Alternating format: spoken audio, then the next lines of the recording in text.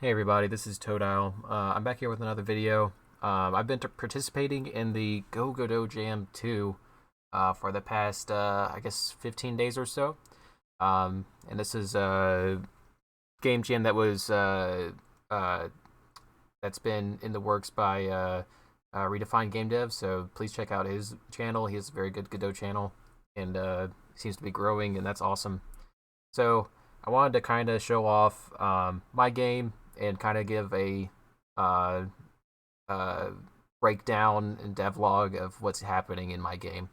So first off, I'm gonna turn this into a. I'm gonna turn off the gizmos, and here's kind of the main level here in Godot, and you can see that it's actually pretty high graphics quality I pushed for. Um, I was able to achieve pretty stellar results just with Godot 3.4. This is not 4.0. This is 3.4. Um, and I was able to do this mostly by combining just smart graphics techniques from Blender, and I was just able to kind of finagle it around inside Godot. So basically, my workflow for all these assets was just model something simple. As you can tell, like most of my shapes are really pretty straightforward shapes, nothing super elaborate, but it works for my aesthetic that I was going for. Even these little drones here, these are nice and simple. I have a nice, easy dust cloud sort of effect going on, although I do have the option in the main menu to kind of lower the graphics quality, and that will be disabled because that is a lot of draw calls. As you can tell, I'm running at 821 draw calls by default, pretty much on average. It's somewhere between 700 and 800 in total. And then when you have enemies on board, it will increase pretty significantly. But yeah, as soon as I like disable the dust, like yeah, it reduces by like 4 or 5 draw calls there, and that's yeah. So anyway, yeah, so it's really cool. So if you have the dust, in this case, I have it dense enough to where it actually has like these light shaft effects, and I didn't know that the dust particles in Godot would actually just be lit in the scene. And so even though these are, it's kind of a fake light shaft, but it still looks pretty good in motion, in my opinion. It's not completely foolproof, but with a little work, it could be. And then I also have those. Also, these dust clouds are enabled for basically proximity fading. So the closer it is to an object, it'll kind of fade out towards the object, and so that way the dust really just blends in almost seamlessly into the scene.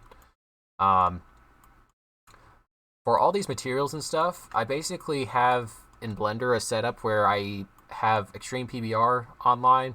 Let me actually go ahead and just open up Blender really fast, and I'll show you guys. So uh, my default Blender, I have a human who will show up in just a second. My computer decides to be okay today. All right, here we go. So by default, I have this. So basically, my setup was model stuff, assign unique materials to things, and so I have this Extreme PBR add-on for Blender, and it's really nice for this stuff like this. So, for example, I can make him diamond plate metal across his entire body.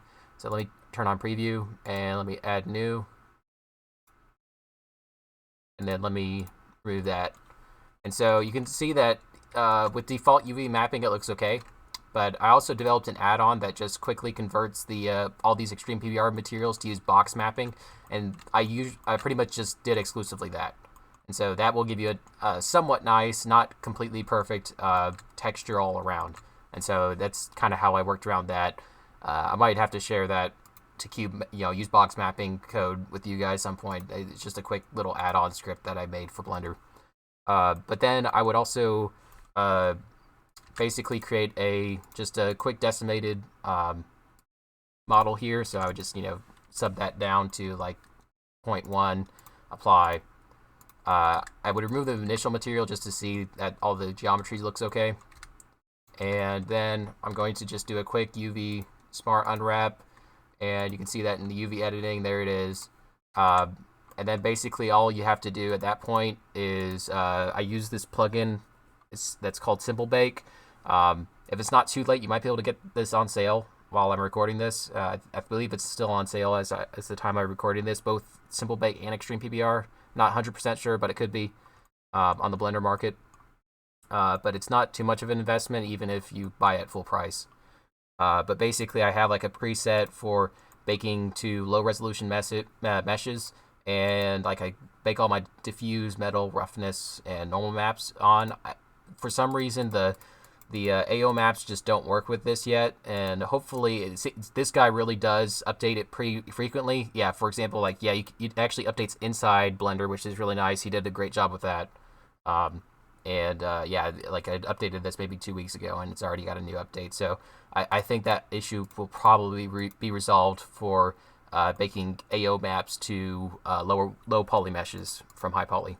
And then basically I just name my my files and make sure it's all the correct resolutions, and then you basically end up with a low poly baked version with all your unique material. And at that point, you just export GLTF, and then it works seamlessly in Godot. So that's how I was able to model all these assets in such a short amount of time. Yeah. Also, I was able to play around with some of the materials, and specifically in Godot, the transmission value is really useful. So there's this plastic-looking light at the top of these drones, and I tried to mimic the look of like a plastic, like hard plastic enclosed lamp or something like that, and it was just really hard to do. So ultimately, I basically went with this. I used the transmission effect in Godot in the spatial shader, and that seemed to work fine. And I have this really cool, like basically when it's mining, this is what happens right there, and you're probably hearing a sound because it's playing with the animation. Let me go ahead and reset that. But yeah, so that's kind of some of the sneak peeks into what I did. And so the goal of my game is the premise is that you're an astronaut or something like that who's on his his journey on his way, and he runs out of fuel, and so he lands his ship on this gas station, and he's expecting it to be fully replenished, but he comes in and it looks all dusty and dirty, and these gas canisters just look empty and unused, and so you can actually interact with these console windows, and I'll show you that in a bit. But like the goal is to mine fuel from these green-looking plants, and there's several parts along the map where they can be found, and basically my where the actual gameplay comes in is that when you deploy one of these mining bots, it starts to attract alien life, and so all these aliens will start crawling out of the ground, and they'll try to consume the fuel that's being harvested from the mining bots directly. And so basically you have to fight off and defend your mining bots while they're mining or while they're mining the fuel from these plants, and they'll be just random spawning and coming in and attacking your mining bots. And so basically when your mining bot is to a full enough satisfactory level, you can actually transport it back to your ship and drop it off, and then pick it back. It basically will it will empty its tank into the ship, and then you can pick it up and move around again. Now, I also love immersive sim games like Prey 2016, and so I actually added the option to be completely pacifist. So if you actually run over here, I know this is kind of spoilery, but if you run over here to this console's unique from the other ones. The other ones just basically give you the basic gas station sort of lingo, but they'll let you know that the tanks are empty. But this one over here will actually allow you to interact with this like radio tower, which I wish you could actually see it like in game, but like this is a really cool like texture that was applied to that, and basically that will make this tower broadcast a signal that will attract all the alien life to it rather than to your mining bots, and so that way you can have a completely pacifist run if you'd want to do it that way. And also, you don't have to kill any of the aliens. Like, basically, I have the option to wound aliens with your gun, and that will basically kind of make them move really slowly, and so they can't really move that fast, and so they're basically harmless at that point. But then you can just choose to shoot them again and kill them. So I wanted to add like a little bit of interactivity that that was just kind of fun to do, and I wanted to try it out and see how difficult it was to implement. Long story short, it was moderately difficult. So anyway, let me go ahead and save this, and I guess I can show you my nav mesh really quick. Alright, the nav mesh is view gizmos. Yeah, so nav mesh is a complete mess because I batched all my meshes too early, and so like the nav mesh doesn't work perfectly when all your meshes are already batched, because I was really trying to reduce my draw calls as much as possible. So yeah, that wasn't a smart move, but I don't think it impacts too much, and I was reasonably able to recreate all my geometry for the nav mesh for the aliens. Alright, so let's go ahead and let's give this a spin. Alright, so you should be hearing sound effects and everything. So I added just a couple of options to the main menu just because I thought that would be convenient.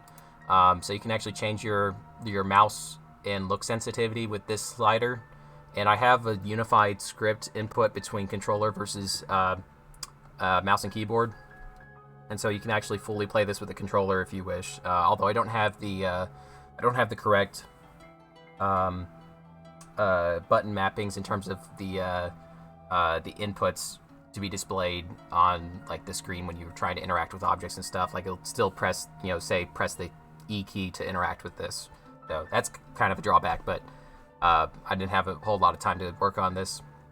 Alright, and I'm going to have high quality graphics enabled. I'll show you that with disabled as well.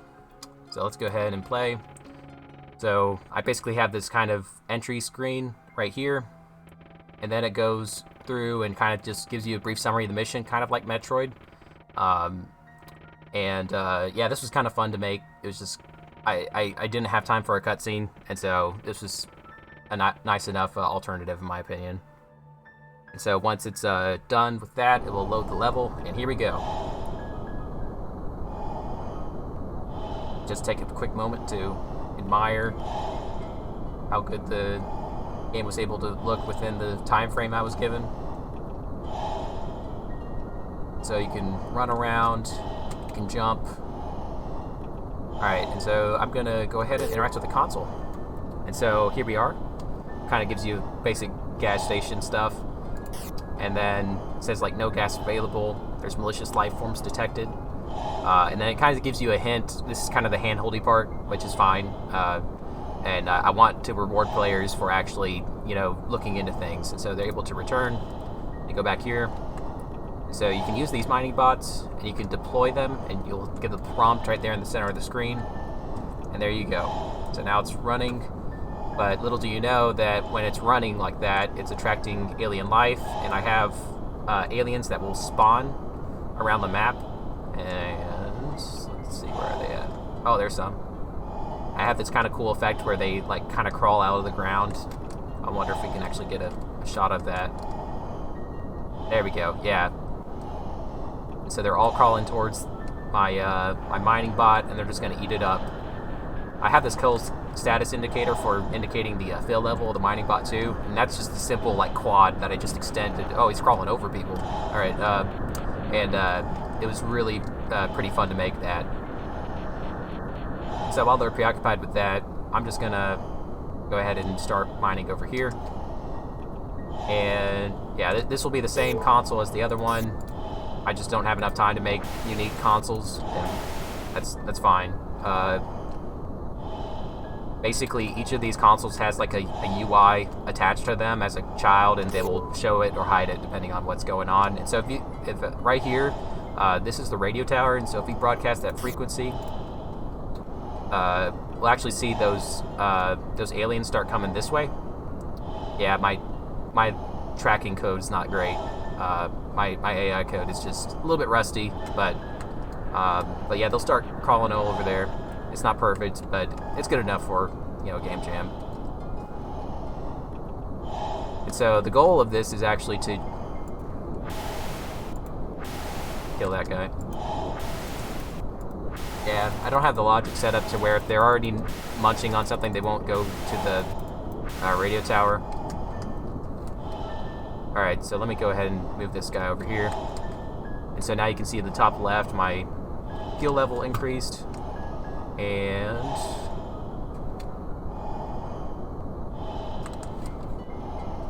yeah, so you can actually deploy multiple bots to each of these places, and then at a certain point, like you see that their color gets darker. That's because, yeah, so the fuel from this harvesting area has been depleted, as it says right there. I need to correct that typo. But yeah, these are really cool. So like you can actually see the progress bar fill up, and then the light turns green once it's full, like that. And so you're just gonna have to go around and like just fill these up. It's kind of boring once you do the radio tower, but didn't have enough time to really do a lot of cool interactive stuff. But I'm proud of how this turned out. And the trees turned out pretty cool. I couldn't figure out a good way to get them really looking like translucent, like on the leaves. So I'm not sure if there's any sort of shader tips that you guys have for leaves and how to make those look good in PBR. But yeah, I was decently happy with how they turned out. They're not perfect, but they're not horrible either.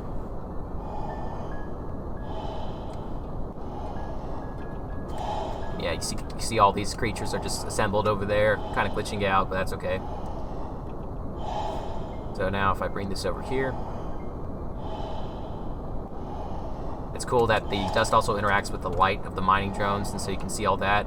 Also have this cool blaster effect. I guess I haven't showed this off yet, where basically it's like it's two particle animations mixed with just a straight quad that I kind of animate. So the beam that comes out is just a quad that I just kind of wiggle around and stuff in the animation player. And then of course I make the animations of the particle systems emit with the animation player. And then at the impact point, I actually spawn a decaying Omni light, and then with also with a particle emitter. And then once you're done, it'll just kind of come up with this outro sequence. And so yeah, there we go. That's kind of the end of the game, and it will kind of give you roll credits and stuff like that. There we go. Yeah, so that's my game. Also show you with the low quality graphics. You can also skip this by pressing escape or enter. So here it is without all the nice high quality graphics. So basically that just turns off like the SSAO and all the bloom, and then just kind of reduces it down to its bare bones. And so this is playing on a 2070 Super. With all the effects on, it pretty much runs at a locked 144 hertz, which is what my screen is configured for. And then I also tested on a GTX 1060, and that ran at 60 FPS just fine with high quality graphics. So you should, in theory, be okay running this on a 1060, maybe even a 960. But yeah, if you don't have that and you only have integrated, I kind of precaution to use the low quality graphics. And as you can tell, I removed all the dust, and so and then I just basically reduced it down to bare bones. Anyway, I hope that you guys will check out my game, and let me know if you have any particular questions. I might be able to answer them in a future video. Thank you, guys. Have a good one.